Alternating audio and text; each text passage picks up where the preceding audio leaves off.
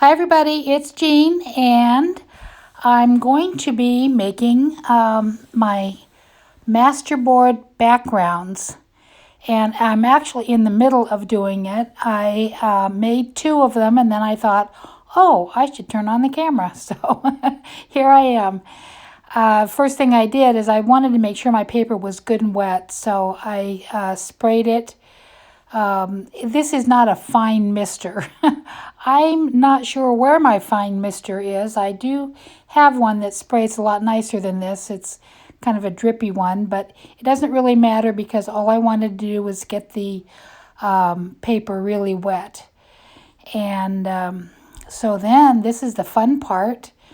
I just picked out some colors and just started dripping them to see what happens and how they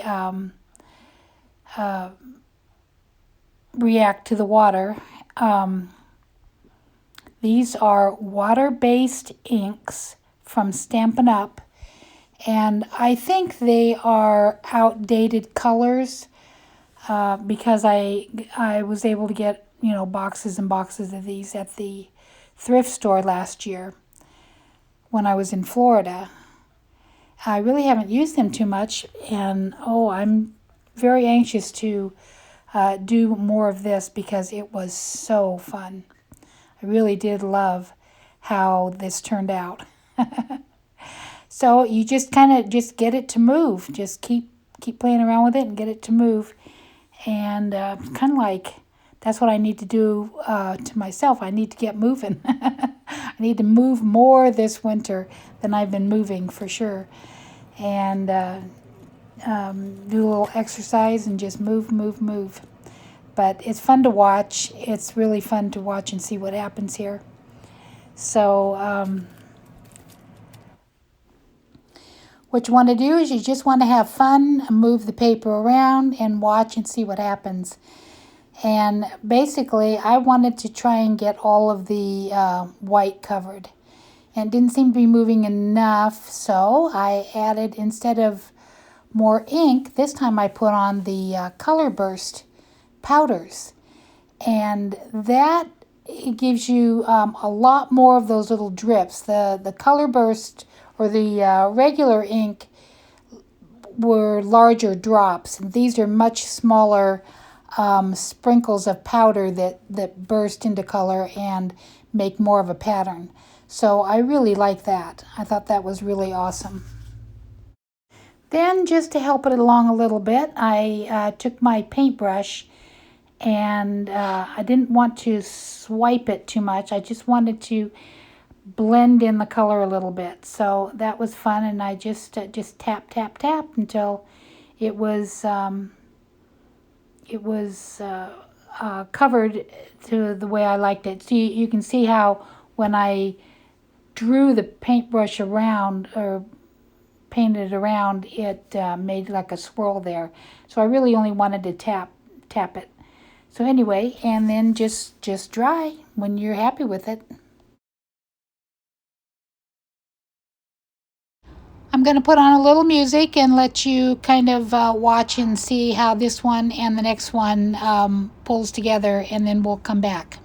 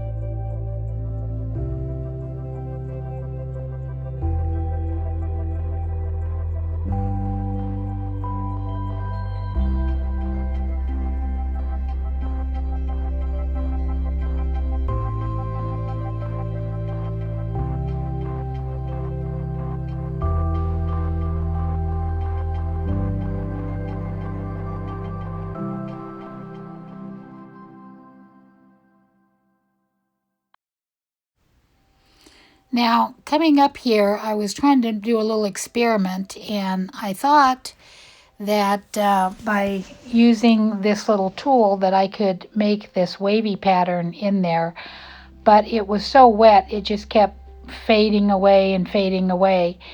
And I kept working at it, and I thought maybe if I dried it, it would dry that pattern in before it could fade away. Didn't do that.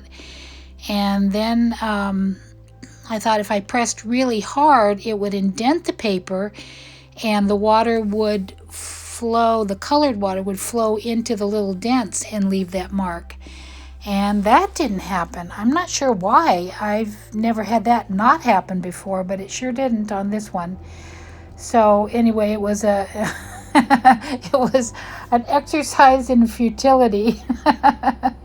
And you'll see I used the tool later on when I was making my marks on the finished paper later. But it was something to try, and I tried, and it didn't work, and now I know.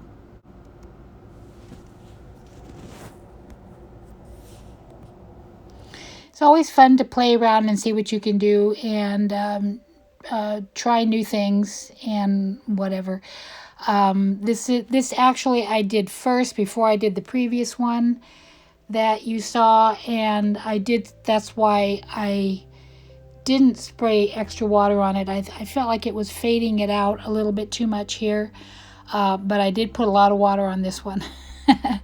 Now, I loved this when I sprinkled this this bright orange color burst color on here.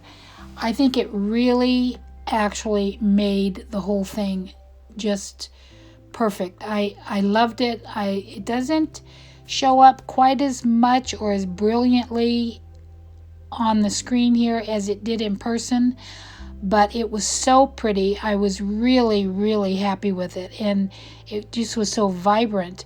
Now, I'm desperately trying to dry this before everything fades in.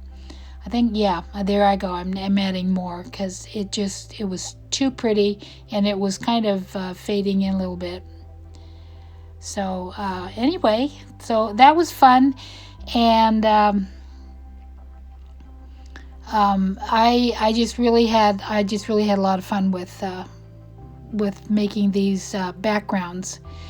So I'm going to go ahead, and this is all done and dried, and then what I'm going to do is I'm going to make some copies. So hang in there. Okay, now what I have done is copied. What I've done is I made copies of the different ones that I made.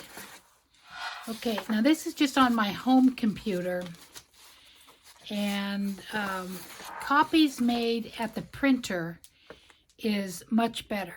If you take it to a printer, they'll print you out copies for, $1 or something, and they are much better. But these will do in a pinch, and that's the blue.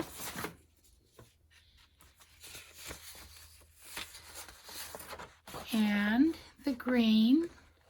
You can definitely see these are more vibrant than these. These have a duller finish, and but they make great backgrounds. They are still great backgrounds.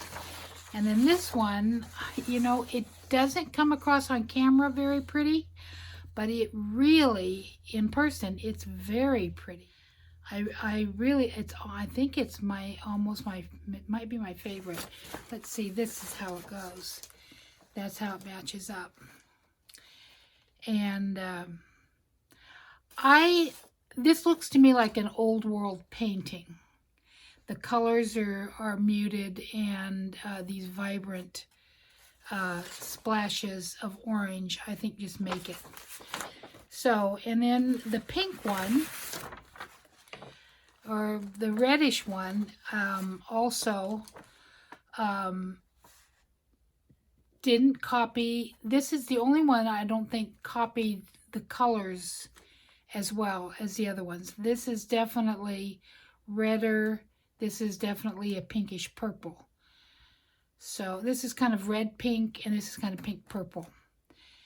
Now, what I did, and this was my plan, is to take the backgrounds and then embellish them.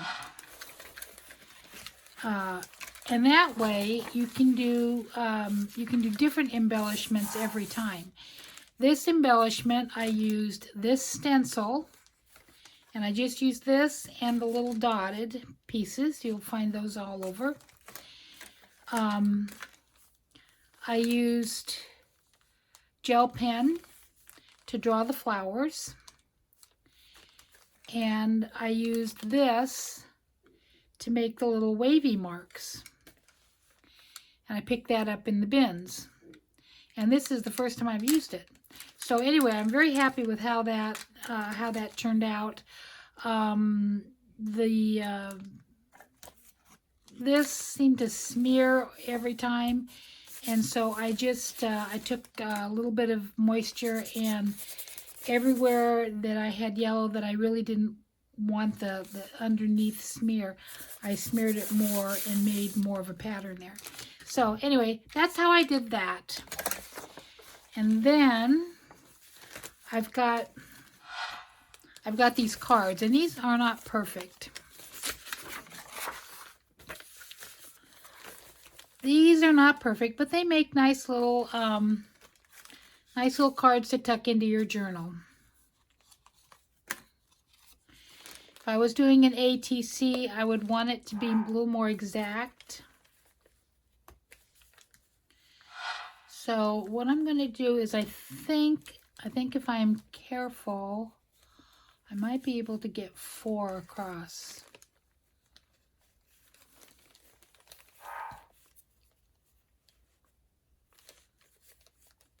But that's going to be too picky. I don't know if I'll just do the 3. I'll just make 6 from this sheet, and then I also have some papers to add to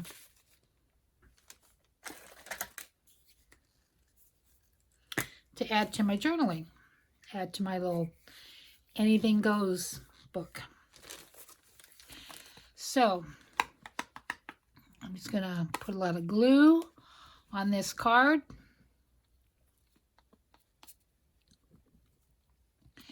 And I want lots of glue on it because I want this card to stick down really well.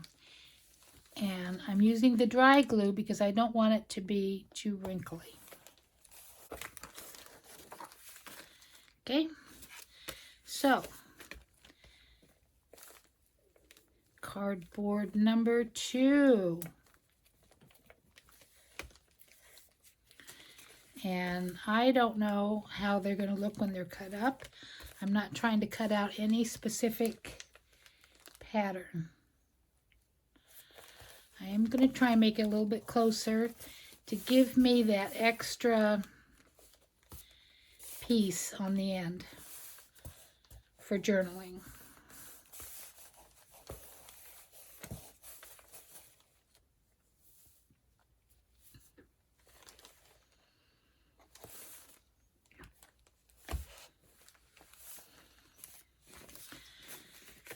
Number 3.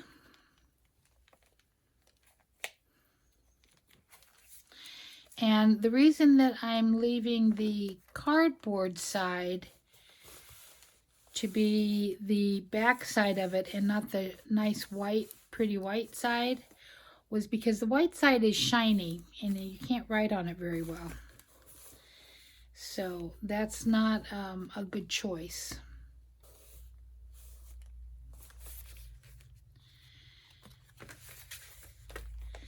So that's why you'll see the lines on this side where I actually measured it out. They're just not completely straight. I'm not sure what it is or what it takes to do a straight line for a cut. But It's not a talent for me. These are good enough. These are fine. These are going to be great. Oop, that's going to be way too short, so I'm not going to use that one. I want to try and keep them, now that one's bent. That one's bent. There we go. That one's pretty close.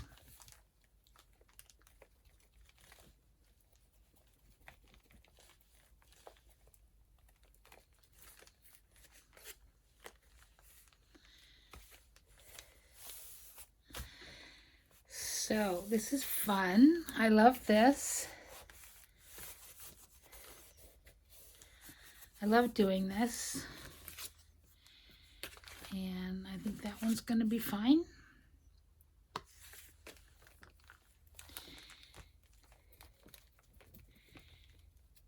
And if I really feel like it looks way off once it's completely decorated, trim on it. Okay, now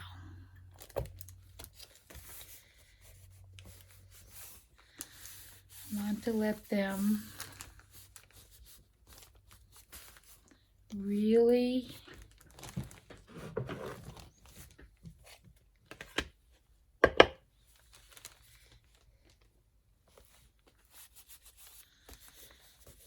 be glued down. I don't want it coming up.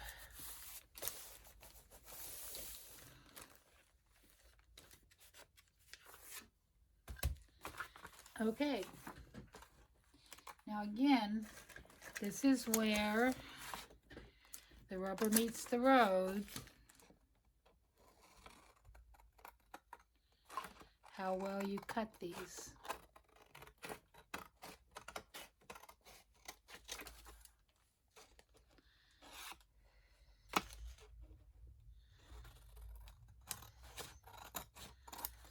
This is why I've not ever made too many. I've done this before. Yeah, that's a nice piece to have for scrap.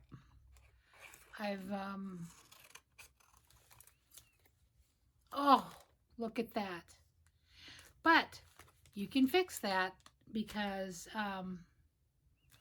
that's where you're going to put your washi tape or something. So that's going to be an issue with two of them.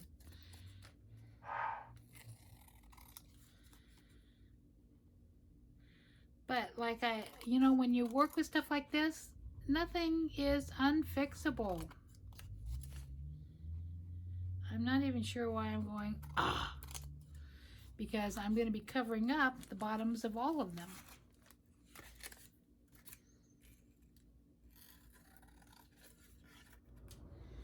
And this is the one piece that gets saved. So,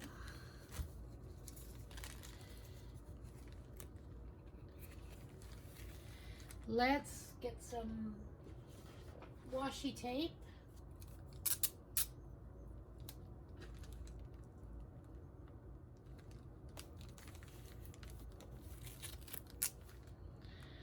Yeah, I can live with that. This one looks a little bit wider. And this is too wide there. So let's try a different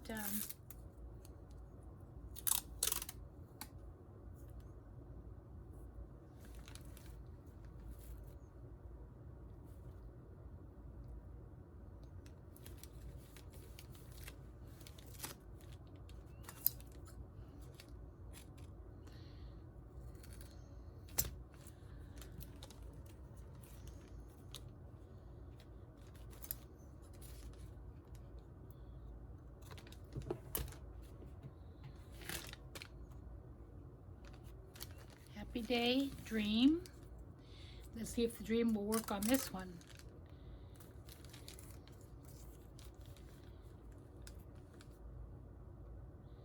No. Isn't that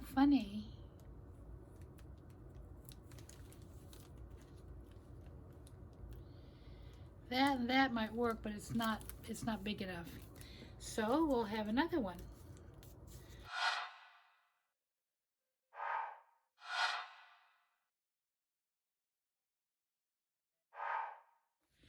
So my next plan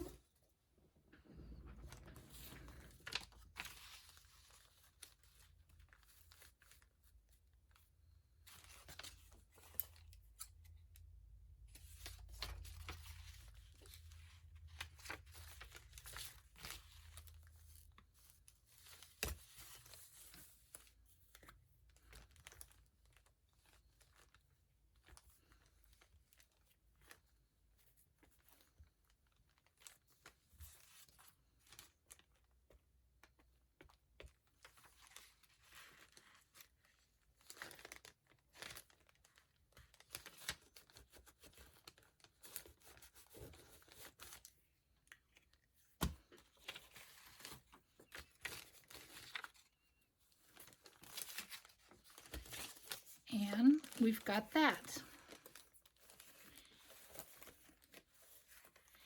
And once we put something on there, you're not going to see that.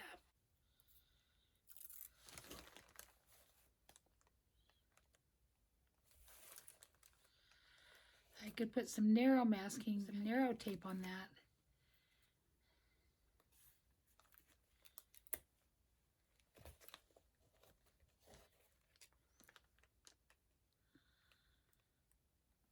Decoratively.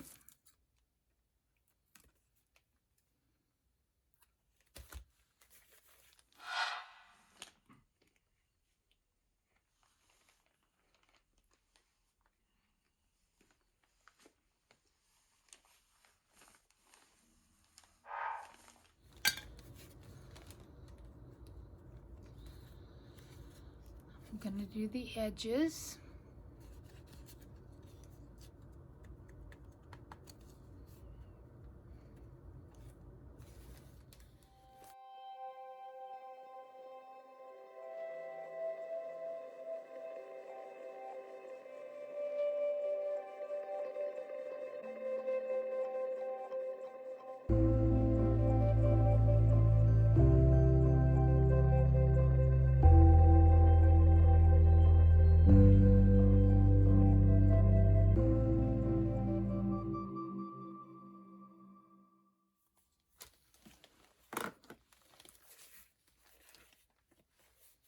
Now, we need some embellishments.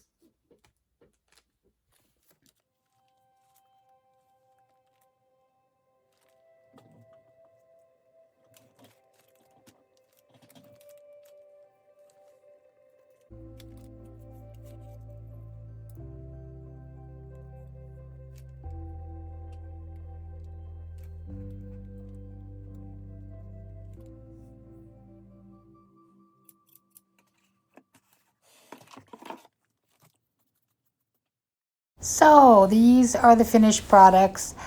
It took me a long time to put them together. It's been a while since I've made any ATCs, so I didn't film it because I would work on it and go away and work on it again and go away.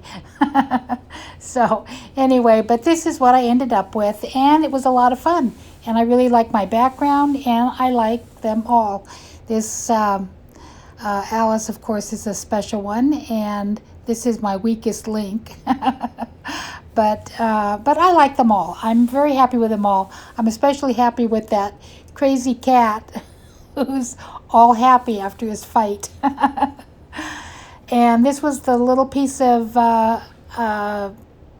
paper that I had left over, so I can use it somewhere else. So let me know which is your favorite. I'll do a little close-up here of each one.